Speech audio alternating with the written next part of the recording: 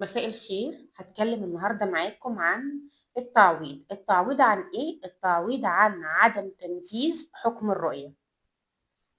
إزاي؟ باختصار، يعني هنفترض وده الدارج إن الأم هي اللي معاها الحضانة، والأب رفع دعوى رؤية للصغير، والأم امتنعت إن هي تحضر الصغير لمكان الرؤية. طيب، إيه اللي بيحصل في الحالة دي قانونا؟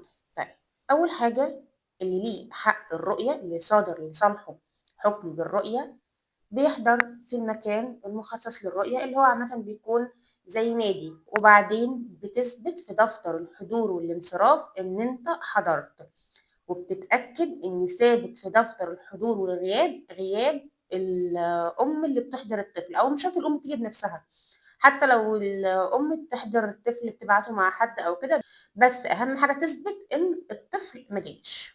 وهتاخد إفادة بعدم حضورها في الأيام اللي هي ما حضرتش فيها، أو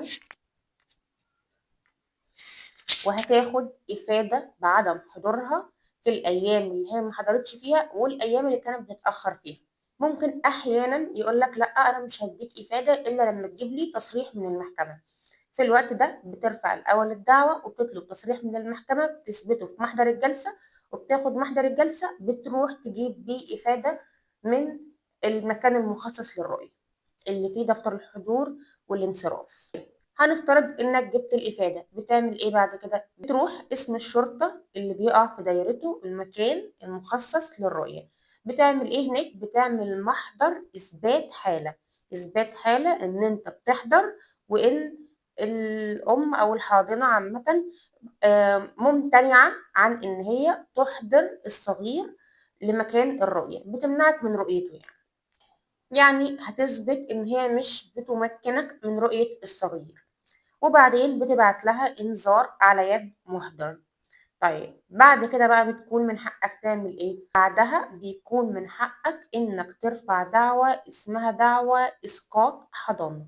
يعني إيه إسقاط حضانة؟ يعني الحضانة هتنتقل لتاني شخص في ترتيب الحضانة يكون مؤهل إن هو يكون حاضن للصغير.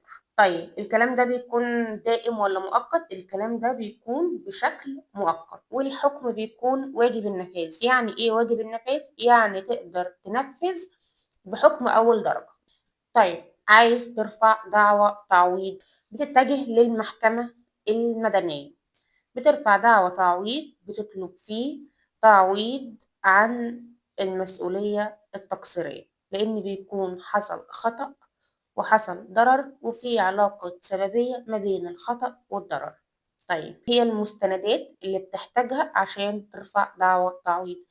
المستندات اللي انت بتحتاجها هي الإنذار اللي انت كنت بعته، والإفادة اللي انت جايبها من مكان الرؤية، ومحضر إثبات الحالة بتاخد صورة طبق الأصل منه. دي هي كل المستندات اللي انت بتحتاجها علشان تقدمها للمحكمة.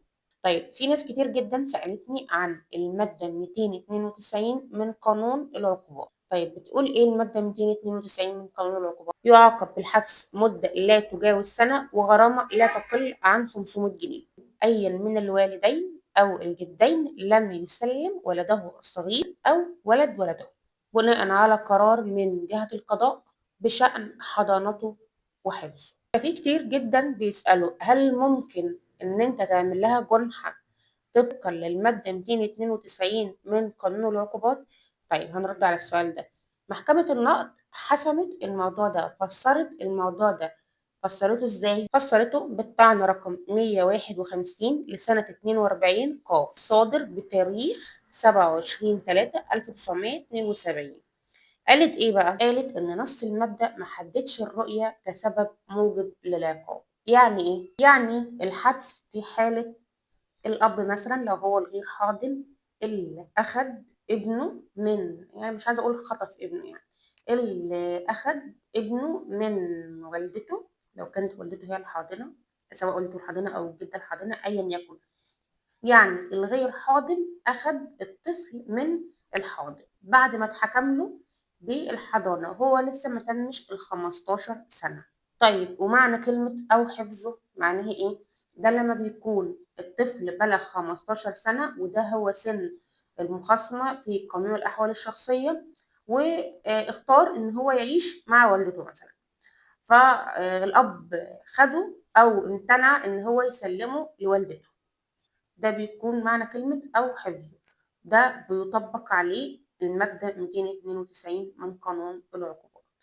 طيب كده هنختصر اللي احنا قلناه. لو الأم هي الحاضنة والأب غير حاضن وصدر له حكم بالرؤية، والأم امتنعت عن تنفيذ الحكم ده بإن هي منعت الصغير إن هي توديه مكان الرؤية، كده أنت هتعمل إيه؟ هترفع أول حاجة إسقاط حضانة، ودي بتكون مؤقتة. تاني حاجة بترفع دعوى تعويض عن عدم تنفيذ حكم الرؤية. التعويض بيكون قد إيه؟ التعويض بيختلف على حسب تقدير القاضي. القاضي بيحدد على حسب الضرر، سواء الضرر المادي أو الضرر المعنوي.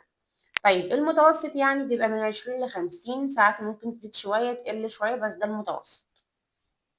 طيب هل الأب بس هو اللي من حقه إن هو يرفع التعويض ده؟ لأ، ممكن أحيانا الأم هي اللي ترفع التعويض، لأن ممكن الحضانة تكون مع الأب، ممكن الجدين لو الجدين صادر لهم لو الجدين صدر لهم حكم بالرؤية فبيرفعوها على الحاضن. فالفيصل يعني مش الأب أو الأم، لأ، هو الغير حاضن اللي صدر له قرار بالرؤية بيرفعها على الحاضن للصغير. وبكده هنكون خلصنا الموضوع ده. عارفة إن أنا بقالي كتير قوي ما صورتش فيديوهات عشان كنت مشغولة كتير، كان عندي شغل كتير، بس صورت لكم كمية كبيرة قوي على بعضها. كل جمعة بصور بالكام فيديو مع بعض عشان لو غبت او كده يكون عندي حاجات انزلها واقدر ان شاء الله افيدكم بيها. وان شاء الله هعمل حاجه جديده، وهي ان كل يوم خميس هجمع اسئله الكومنتس كلها والاسئله اللي بتجيلي، وهيكون مثلا يوم الخميس مخصص للرد على جميع الاسئله. بس بتمنى لكم التوفيق، ولو حد محتاج يسال اي سؤال اكتبولي في الكومنت.